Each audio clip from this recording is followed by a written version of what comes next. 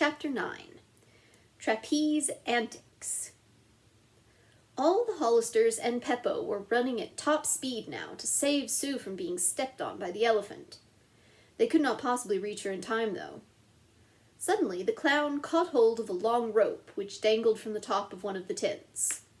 His feet left the ground and he swung up and over the heads of the others, landing directly in front of the elephant. The beast, startled, stopped his mad dash.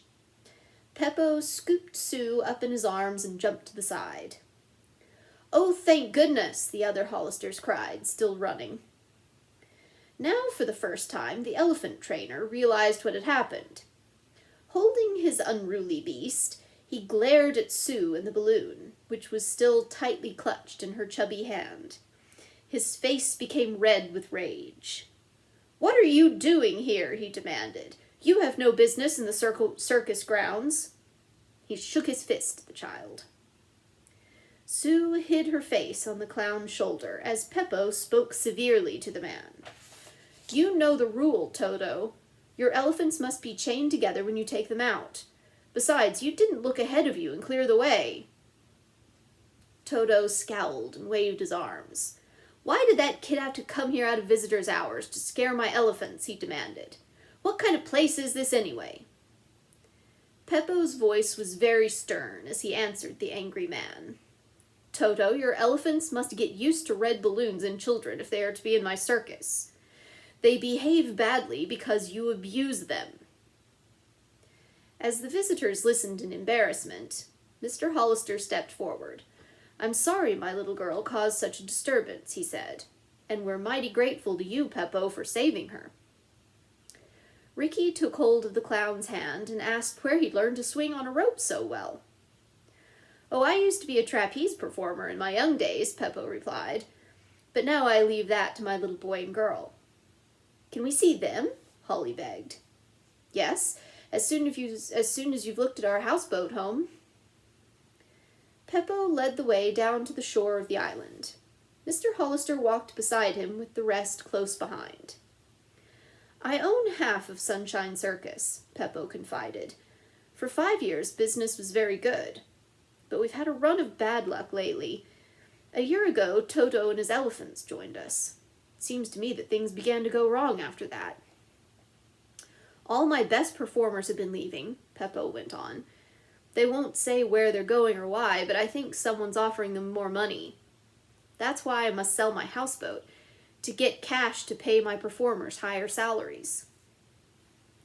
As they approached the dock where the houseboat was moored, the Hollisters exclaimed how attractive it looked.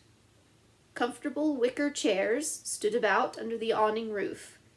The interior was even prettier than the outside. Flowered curtains hung at the windows of the living room, and bright cushioned seats lined the walls. Mrs. Hollister praised the taste with which Peppo had furnished his home. "Peppo," said Mr. Hollister, "it certainly seems unfair that you should have to part with this lovely home. I'm here to buy it for a customer, but isn't there some way you can keep it?" The clown shook his head sadly. "I don't see any other way to get the money I need to save Sunshine Circus," he said. The two men began to talk prices, so Mrs. Hollister suggested that the children run outside and play on the shore. "Why don't you go and introduce yourselves to my children?" Peppo suggested. "They're practicing their circus act around that bend on the shore." The 5 youngsters hurried off, and in a few minutes came to a little playground where 2 children were playing on trapezes. The girl, who had beautiful curly red hair and freckles, climbed down and came over to the visitors. "My name's Rita," she said. "You must be the Hollisters Daddy said were coming." "Yes, we are," Pam replied, introducing her brothers and sisters. She judged Rita to be 10 years old like herself. Kit walked up, smiled, and said hello. He was a slender, serious-looking boy, a little taller than Pete. He was 13, and had brown eyes, dark hair, and very white teeth. "This is my brother," Rita said. "And Kit, these are the Hollisters." After the children from Shoreham introduced themselves one by one, Rita chuckled and said, Ricky, you and I ought to have a freckle counting contest, see which of us has the most. The little boy laughed and then asked if it would be all right to play on the bars. Oh, sure, come on, Kit invited. This is lots of fun, Holly called to Pete. Why don't you try one of the other bars? I will in a minute, but I'd like to watch Rita and Kit. Will you show us the act you do in the circus? He asked them. Sure, the young performers answered together. Ricky and Holly got down. Kit mounted the platform to one of the smaller trapezes, while Rita settled herself on the bar of another nearby. Then they started to swing back and forth, to and fro. In a moment they slid backwards off the bars, holding on by their knees. On a forward swing, Rita caught the bar of a motionless trapeze, pulling herself onto it. When her bar swung back, Kit made a spectacular leap and caught it with his hands.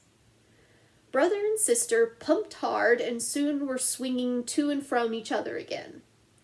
Then Kit twined his ankles in the trapeze ropes and hung head down, still whizzing through the air. With a quick flip, he caught the ropes with his hands and came back to a sitting position on the bar. Now Rita took her turn for a solo. Slipping off the trapeze, she caught it with her strong little hands, kicked her feet forward, and went over and over the bar in smooth somersaults. For their final act, both children stopped swinging, stood on their hands on the trapezes, then suddenly let go. As the Hollisters gasped, Kit and Rita dropped straight down and caught the bars with their feet. When the performance was finished, the visitors applauded wildly. When Rita jumped down, Pam clasped the girl in her arms, crying, "You were wonderful! Kit was too!" Pete whistled admiringly and said, "Crickets, how do you do it? I've always wanted to try stunts on a trapeze. About all I can do is swing by my knees." "Want to try one now?" Kit asked. "I'll show you how to do it." "Why not?" Pete answered. "It's all a matter of timing," Kit said, as they walked toward the trapezes. "Rhythm is most important." They climbed onto the junior swings, and Kit showed his pupil how to gauge the time and position of a leap. Pete managed the first one very well and did another alone. "Yikes!" Ricky cried. Pete now mounted a higher trapeze. "I'm not sure you should try that high one," Kit warned him. "Oh, I'll be all right," Pete declared. He felt as though he could do anything at the moment. Peppo and the children's parents came up just as Pete was judging the distance to the next trapeze. Mr. and Mrs. Hollister had no idea what he intended to do, but Peppo, on a hunch, moved nearer to the sawdust square beneath the boy. Pete swung higher. With a flying leap, he sprang to catch the other bar. Everyone gasped. Pete had missed it by an inch. As he fell, Peppo alertly broke the lad's fall. Boy and clown went down together into the sawdust, but Peppo had saved Pete from serious injury. Mr. Hollister was there at once to shake the man's hand, and Mrs. Hollister exclaimed, "How can we ever thank you, Peppo? Twice today your quick wit and action have saved our children." Peppo laughed lightly and assured them he was glad to have done it. He turned to Pete and spoke quietly. "All acrobats begin their training by long practice on low wires or trapezes, my boy. You are not ready for the advanced work." "Yes, I know," Pete admitted, crestfallen. Mr. Hollister said they must leave now, but Rita and Kit asked if they couldn't stay a little longer and play in the houseboat. "Couldn't we have a tea party?" Sue spoke up. "That's a fine idea," Peppo said. "Rita, run ahead and put the kettle on." After she left, the clown said, "Rita is our little mother since my wife died 2 years ago." The Hollisters expressed their sympathy. Pam felt very sorry for the clown. He certainly was having a lot of trouble. She wished she might help him.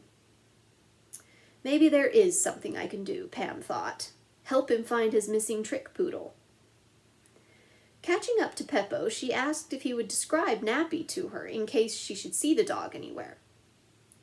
Is there any mark on Nappy that makes him look different from other poodles? No, Pam, there isn't, Peppo replied. But you could never forget his face. I'll get a picture of him to show you. When they reached the houseboat, he brought out a large photograph of the dog. Oh, he's handsome, Pam declared. And what a pretty collar. Nappy's wearing his circus finery, Peppo explained. The elaborate leather collar is covered with imitation jewels of different colors. The dog's collar is purple. It's very attractive against his white fur. Then if I see a lovely white poodle with a purple leather collar, I'll know it's your dog, said Pam.